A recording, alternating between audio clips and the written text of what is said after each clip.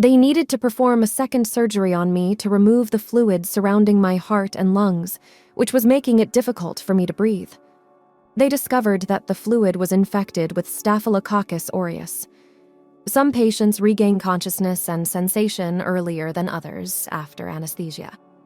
I realized that the surgery had started, and though I was alive, it was quite distressing because I could hear everything. The doctors and nurses who were responsible for cleaning me up after the surgery and preparing me to return to intensive care continued their conversation. I overheard them expressing concern, mentioning my 10-month-old daughter and wondering if I would ever see her again. They also spoke about my family, including my 2 sisters, father, and husband. I wondered why they were discussing me and my family in such a manner while I was still alive. It wasn't right for them to talk like that. I wanted them to see me, to know that I was here, listening. Inside, I cried out in desperation. The situation was extremely critical. I was hanging on by a thread, and the test results were not encouraging. My entire body was infected with Staphylococcus aureus spores. It was a complex situation to tackle, given the circumstances I found myself in. Perhaps the contamination had occurred during the first surgery, but nobody was certain. When I woke up in the intensive care unit, I found myself in a private cubicle with walls made of windows. I opened my eyes and saw my entire family gathered around me, their faces filled with anguish. They confirmed what I had overheard.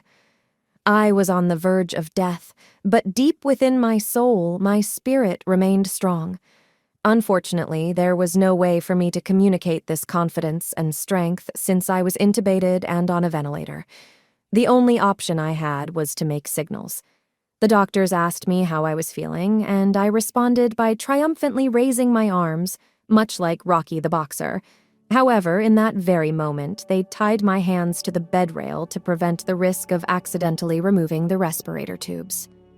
I watched as the doctors stepped back to talk with my parents and husband at a distance from the intensive care unit.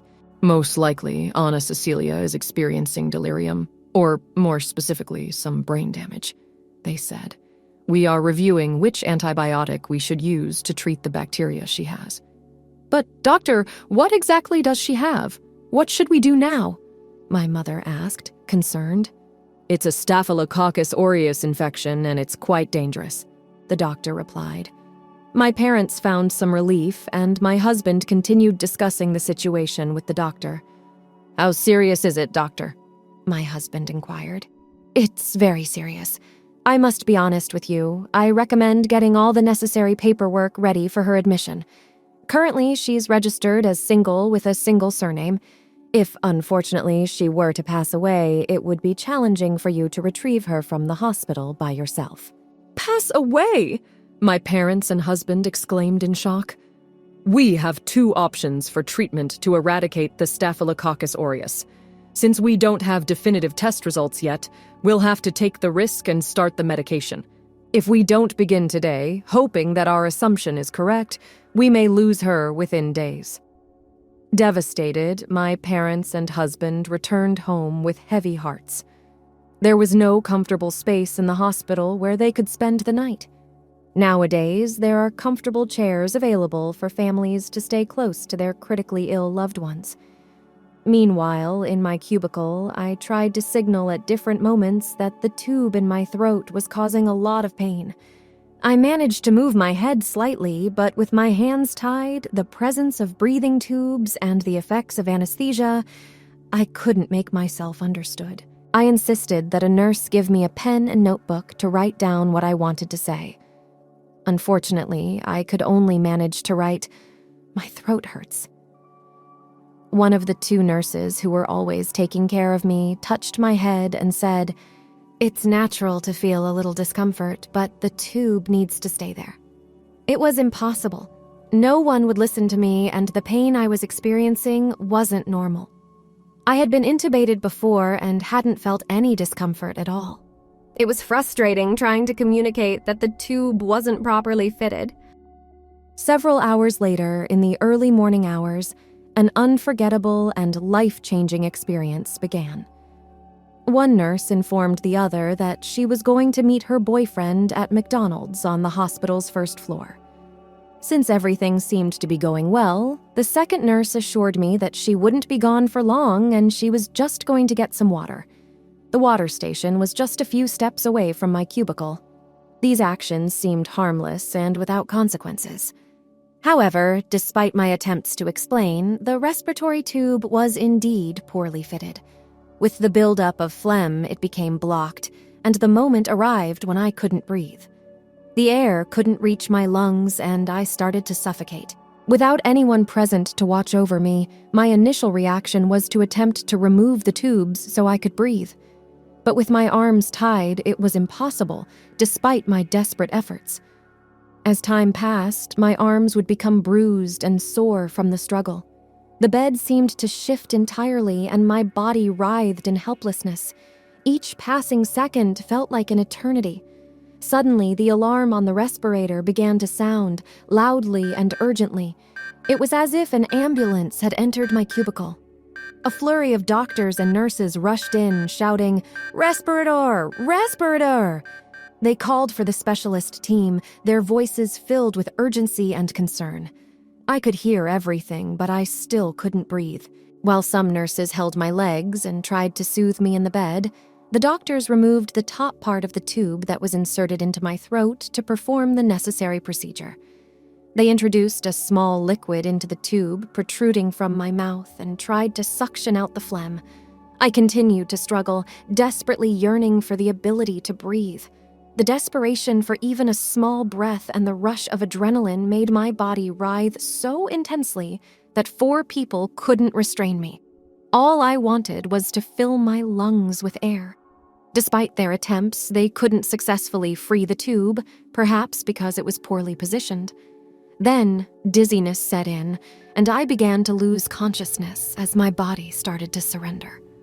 I stopped breathing, and almost immediately, my heart ceased its beat. I slipped away. Suddenly, I opened my eyes and felt an overwhelming sense of liberation. I saw myself in a hospital gown with doctors surrounding my lifeless body, desperately trying to resuscitate me. I observed them busily moving around, but with each passing moment, they seemed smaller and farther away. It was an odd sensation because I felt complete and whole, while my inert body lay before me. I floated alone, untethered. No one tried to restrain my painful legs and arms. The relief was immense. I couldn't control what had transpired, so I let go. And thus began the most extraordinary journey. From within what appeared to be a tree, I floated as a mere observer. I first saw a layer of branches sheltering tiny animals like squirrels, rabbits, and birds. They coexisted harmoniously, emanating peace and a love unlike anything I had ever experienced, even from animals. Their very presence filled me with a sense of fulfillment that I had never before known. The sounds penetrated my soul, and everything I had left behind lost its significance. Experiencing this sensation was the only thing that commanded my attention in that moment. As I continued to float, my body relaxed and the pain in my muscles subsided. I breathed freely, no longer feeling tired. The relief I felt was not just external, but internal as well. Then I witnessed a second layer of extensive branches where majestic animals roamed. Horses, giraffes, elephants, lions, and many more stood before me. The scene was breathtaking, with their skin adorned in colors that left me in awe. For the first time, I saw these wild animals as gentle and friendly beings, unlike anything I had previously perceived. It was as if we shared an unspoken connection, as if we were part of the same family. I felt love for these creatures, and I knew they loved me in return. My ascent continued, and I encountered a third layer of branches teeming with children of all races and ages. Each child was unique and beautiful, radiating happiness. The air was filled with smiles, songs, and the sweet voices of these little souls. Smiles illuminated their faces. They played and ran freely in a vibrant field, splashing in water cascading from a central fountain in the garden. Although I couldn't engage in conversation, I was content to observe and revel in the beauty of this idyllic setting. Love permeated the surroundings from every direction. Communication during this journey wasn't verbal, but I felt immersed in a flood of love that rendered words unnecessary. I savored and delighted in this magnificent spectacle. If given the choice, I would have willingly stayed in this place. However, I was like a balloon released from a child's hand, unconcerned about what was left behind, allowing the air to carry me wherever it pleased. In that moment, I remembered Anna Cecilia, but I felt no worry. I knew she would be all right. I was able to see her peacefully asleep in her bed. A profound sense of tranquility enveloped me, as if I were right there beside her. I harbored no concerns. Instead, I drew near to her, watching over her with care. I realized that I possessed the power to see everything, before me, behind me, above me, below me, without the need to physically turn my head. My eyes could perceive in 3 dimensions simultaneously, free from worry or anxiety. It was an influx of information absorbed effortlessly, leaving me fascinated. I sensed an element of magic within this realm. Further along, I encountered yet another layer of branches. This time, it was inhabited by teenagers, middle-aged individuals, and those in the twilight of their lives. Serenity, harmony, and happiness emanated from them. Smiles graced their faces, and their voices flowed with clarity and grace. Communication was effortless, as if thoughts conveyed everything, and I could hear them. The atmosphere exuded profound peace and abounded with love. In the center of a sprawling garden stood a fountain surrounded by an array of vibrant flowers, cascading water, creating mesmerizing patterns and harmonious sounds. People sat around, engaging in conversation and exchanging smiles. They communicated not through verbal sounds, but through the mind, effortlessly expressing their thoughts. Some sat in the garden, engrossed in a book or basking in the warm glow of the sun. The landscape was utterly fantastic. I continued to be carried along on this journey, embracing the joy of traveling upward within this tree that felt like a tunnel brimming with life. It seemed that everything melded into one, instilling in me a sense of completeness, fulfillment, and freedom. I breathed deeply, saturating myself with oxygen. I felt no illness, no pain whatsoever. I remembered my parents and my husband. I knew they were experiencing anguish, yet I also knew they would be fine. My love for them grew stronger and stronger. Nothing, absolutely nothing, caused me worry. It was as if I knew that sooner or later they too would bask in this profound sense of well-being that I had discovered, and I released any lingering concerns. I continued my journey a bit further, approaching yet another layer of branches. This time, I was greeted by a vibrant gathering of elderly individuals. They wore warm smiles and emanated strength and vitality. Many sat together, engaged in quiet conversations, simply enjoying the serene countryside. Surrounding them were gardens brimming with flowers, diverse tree species, and rivers flowing with crystal-clear water. They walked along paths, sharing stories and experiences. It caught my attention how effortlessly they moved, unfettered by any physical limitations. Suddenly, a realization washed over me. My body seemed to be filled with electricity, radiating a gentle light. I felt a deep sense of fulfillment as I immersed myself in the beauty of the surroundings. Looking up, I noticed something remarkable: a small, intense yellow circle that drew me in. My innate curiosity grew into a deep desire to explore what lay behind it. I yearned to enter this small space, but no matter how hard I tried, I couldn't hasten my journey. Filled with anticipation, I gradually penetrated into this minuscule realm, almost like a delicate silk thread. As I lifted my head and shoulders, believing I would finally immerse myself in the radiant light, my progress halted at the center of my being, permeating every inch of my body. I was enveloped in blinding ecstasy. The sensation was indescribable. I breathed deeply, savoring this incredible experience. Nothing else mattered. I desired nothing more. I had arrived at the destination, the culmination of my journey. The love I felt in that moment surpassed any pleasure, peace, harmony, or ecstasy. No words could adequately capture its essence. From this vantage point, I could see, hear, feel, and perceive everything without moving from the tree that carried me. It felt as though everything merged into a unified whole, interwoven and interconnected. I possessed the ability to be present everywhere simultaneously, communicating with everyone without uttering a single word. I felt unconditionally loved and accepted, devoid of any conflict or confusion. It was akin to being at home with the entire family of creation. Without focusing on any particular aspect, I suddenly felt a gentle stroke upon the crown of my head. At that very moment, an unimaginable wave of love flooded my being, saturating me with ecstasy. As the hand touched me, a soft, beautiful, almost mystical voice whispered, "Stay calm and go in peace. Do everything that I have asked of you." Although I longed to inquire, understand, and explore further, I began my journey back in that instant.